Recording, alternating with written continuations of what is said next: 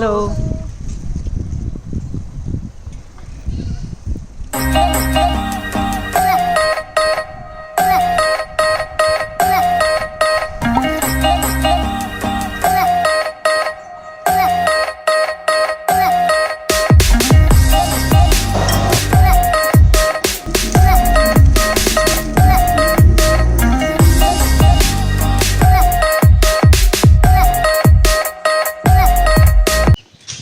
Gili Trawangan, or Gili T as it is known, is the biggest of 3 tiny islands just off the coast of Lombok. It's in between kind of like Lombok and Bali, closest to Lombok. And this is our short fire guide of what to get up to in Gili T. Tip number 1. Definitely hire a bike. The island's fairly small, so you can get around it in a day.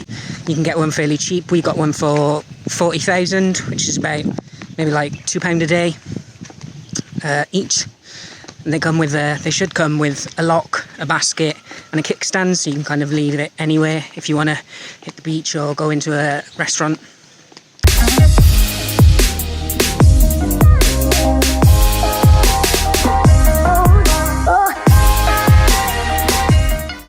Cycling around the island, or attempting to cycle around the island, because there's a lot of sand and bikes do not go well with sand. But it's a good way to see it, see the whole of the island. I think red, hang on, just trying to set off.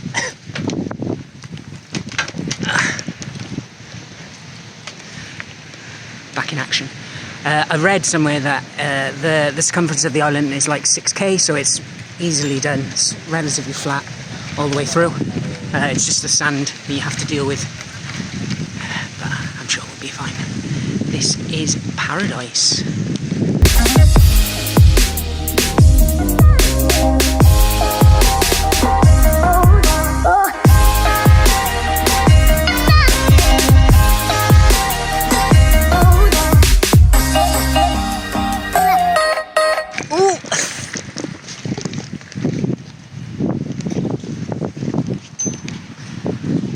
Stuck in sand.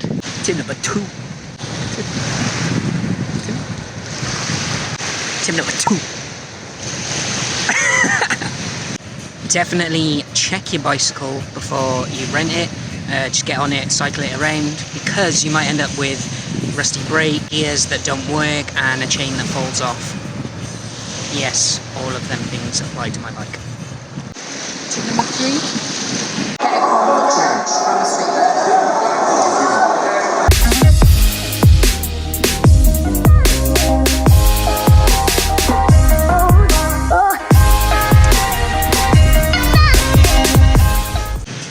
Describe it.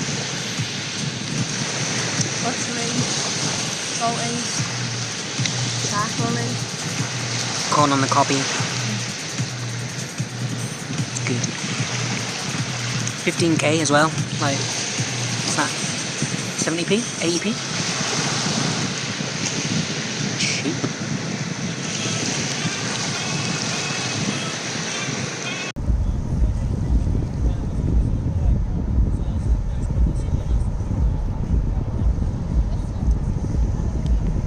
Tip number 4. Which is kind of a tip for everywhere. Definitely buy big bottles of water so you can get gallons. So this is a gallon, which is like 19 litres, one like this, which are the huge barrels of water. We get through one of them every three days, and it's so much cheaper buying one like that than just buying 1.5 litre bottles. And it kind of saves on plastic, which is good too. I know it's not the most eco-friendly because we're still using plastic, but it's quite hard not to use plastic here, especially when water comes into consideration. Tip number 5. Gili's been, catering to tourists for maybe like the last 10 to 20 years, but it's really exploded in the last 5 years. and the coast, you know, by the sea. It's absolutely stunning to sit and eat food by the sea. But there's some great restaurants inland as well, and they're cheaper. So for lunch, we've gone inland today to a lovely restaurant, and we've had mie goreng, which is kind of like an Indonesian staple of fried noodles, or nasi goreng, which is fried rice. You normally get fried rice. You can have it with vegetables or meat.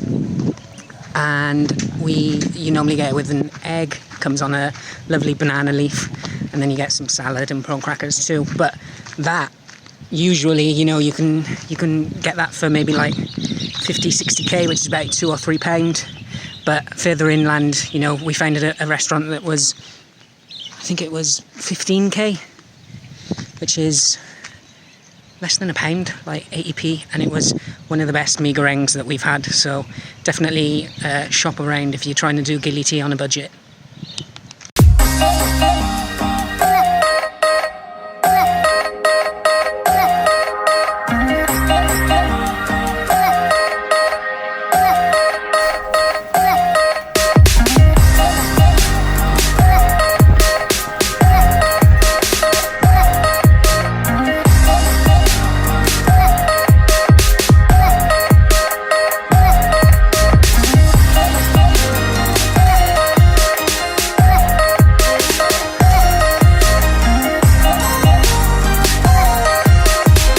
Put your hand out like this. More, higher. Tip number 6. Definitely shop around. There's so many people on the coast, like by the beaches, trying to sell you stuff, whether that be a ferry to get off Gili T and go back to Bali, or snorkeling trips. Do some research online. I know this is common sense, but definitely do some research online. Speak to other people if you're in a hostel, or you know there's other people. See if you can kind of chip in together, and maybe get the price down if there's a group of you.